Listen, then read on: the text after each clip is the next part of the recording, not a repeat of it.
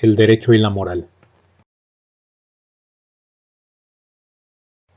Lo primero que debemos preguntarnos al afrontar el problema que suscita la relación entre el derecho y la moral es lo siguiente: ¿cuándo y por qué surge la supuesta tensión entre el derecho positivo y el derecho natural? ¿Qué está detrás de dicha tensión y en qué consiste esta?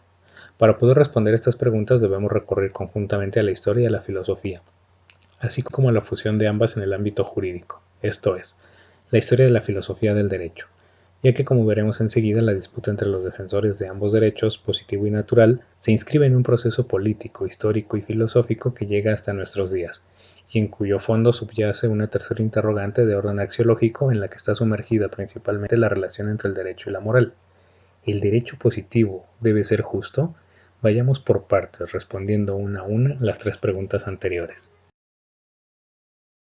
Iusnaturalismo y iuspositivismo.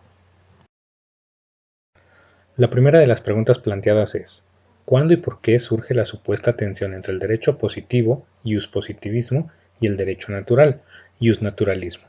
Si analizamos esta interrogante, comprenderemos que las dimensiones fáctica, normativa y valorativa se presentan intrínsecamente vinculadas al derecho.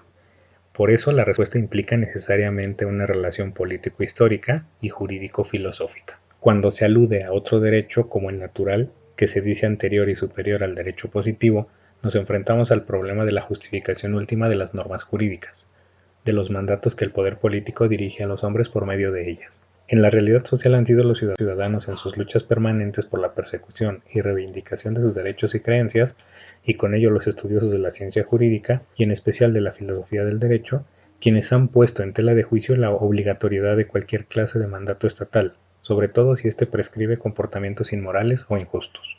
Recordemos que es gracias al poder con que cuenta el Estado, o cualquier otra forma histórica de organización del poder, que éste se encuentra capacitado para forzar el cumplimiento de sus normas jurídicas, incluso de aquellas que pudieran parecer injustas.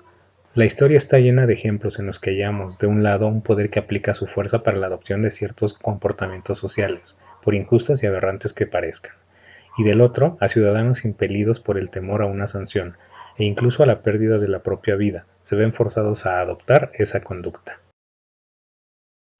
La tensión original, desde un punto de vista histórico-político, entre el derecho positivo y el natural, tiene su origen en el cuestionamiento que con carácter ético-moral se hace de las normas injustas producidas por una autoridad que posee el recurso de la fuerza institucionalizada. Resulta inaceptable que un poder, por el solo hecho de poseer el monopolio del uso de la fuerza y en virtud de esa sola circunstancia, se considere justificado para exigir la adopción de cualquier clase de mandatos, por más que estos revistan la forma y cumplan con los procedimientos que se exigen para tales efectos. Como sabemos, la legalidad por sí misma no es sinónimo de justicia. La sola validez formal del derecho es insuficiente para superar esa relación de tensión. Ahora bien, ¿cómo puede enfrentarse al derecho injusto, que por el hecho de provenir de un poder político con la efectiva capacidad de imponer sus normas a través de la fuerza, pretende un sometimiento incondicional? La respuesta histórica fue y sigue siendo la misma, cuestionando su validez material, su obligatoriedad moral. El primer antecedente de la disputa entre iusnaturalistas, quienes se consideran partidarios del derecho natural, y iuspositivistas, quienes actúan del mismo modo en relación con el derecho positivo, se inscribe histórica y socialmente en el cuestionamiento de la validez material de las normas jurídicas inmorales o injustas, por más que éstas sean producto de un proceso formal de creación o reconocimiento instaurado e institucionalizado para tales fines. Conviene aclarar que se hace referencia al origen de la disputa respecto de la validez y obligatoriedad moral de un derecho formalmente válido y eficaz, pero moralmente cuestionable, porque sería injusto dejar la impresión de que los positivistas siempre han estado de parte de las causas progresistas y los naturalistas del lado de las inmorales y retrógradas. Alf Ross ha escrito sobre esta circunstancia. Desde un punto de vista político-práctico, las teorías justnaturalistas han sido tanto conservadoras como evolucionistas o revolucionarias. En el ámbito de la filosofía política, todos los sistemas políticos, desde el absolutismo extremo hasta la democracia, han sido justificados por los filósofos del derecho natural. ¿Qué debe entenderse más concretamente por justnaturalismo y justpositivismo? Norberto Bobbio ha establecido las siguientes nociones. Por justnaturalismo entiendo aquella corriente que admite la distinción entre el derecho natural y el derecho positivo, y sostiene la supremacía del primero sobre el segundo. Por positivismo jurídico entiendo aquella corriente que no admite la distinción entre derecho natural y derecho positivo, y afirma que no existe otro derecho que el derecho positivo. Bobbio concluye: por justnaturalismo entiendo la teoría de la superioridad del derecho natural sobre el derecho positivo. Por positivismo jurídico, la teoría de la exclusividad del derecho positivo. El justnaturalismo es dualista, es positivismo jurídico monista. El surgimiento del concepto derecho natural se arraiga en la necesidad de producir un contrapeso a la idea de un derecho positivo inmoral o injusto. De ahí que los orígenes del justnaturalismo los encontremos en la idea del physis, es decir, de naturaleza, como concepción de un orden estable y permanente al cual lo contingente y pasajero, como el poder político y el derecho positivo, por ejemplo, debe ceñirse. Esta concepción, base de la idea de un orden jurídico estable y eterno como sinónimo de derecho justo, que se esgrimirá como una condición de validez moral de un derecho positivo pasajero mudable que no se gestó, curiosamente, en una coyuntura histórica de tensión con el poder, sino en las reflexiones de la filosofía natural presocrática, que, según Trujol y Serra, se dan a la luz de la polis, estructura política que los griegos consideraban la forma más perfecta de vida en comunidad. Para esta incipiente filosofía natural griega, escribe Trujol, tal como fue abriéndose camino en las ciudades de Jonia, el enigma radical brotaba del movimiento, del cambio de cuanto nos rodea. Los primeros pensadores buscaban detrás de las continuas mudanzas al que se halla el sometimiento del mundo sensible. Los primeros pensadores buscaban, detrás de las continuas mudanzas a que se haya sometido el mundo sensible, un elemento primordial, estable y unitario, una sustancia primaria de la que todas las demás surjan y a las que todas vuelvan.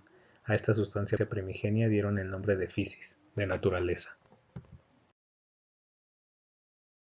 La importancia de esta reflexión filosófica centrada en la búsqueda humana de lo no contingente, de algo permanente o eterno a lo cual asirse, radica en la identificación de una idea que sirviese como parámetro, principio o referencia de validez universal.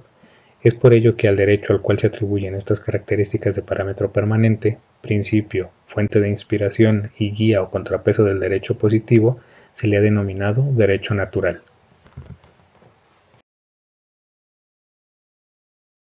El justnaturalismo es producto de una larga evolución histórica que sufre distintos procesos y que pasa de la idea de un derecho derivado de la divinidad a la de un derecho deducido de la naturaleza humana, cuyos postulados o principios pueden obtenerse por medios racionales.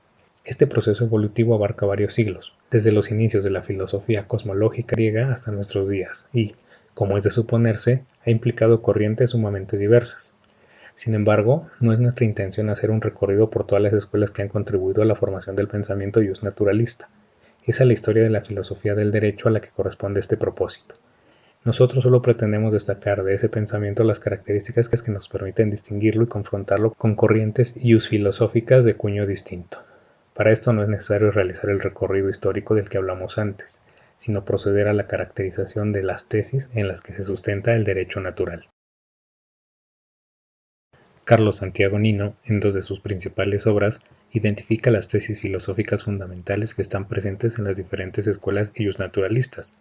Partiremos de su trabajo para llevar a cabo un análisis que nos permita detectar cuál es la tensión que existe entre la relación del justnaturalismo y justpositivismo y, tal cual lo plantea la segunda de nuestras preguntas, qué es lo que en realidad se encuentra detrás de la tensión mencionada.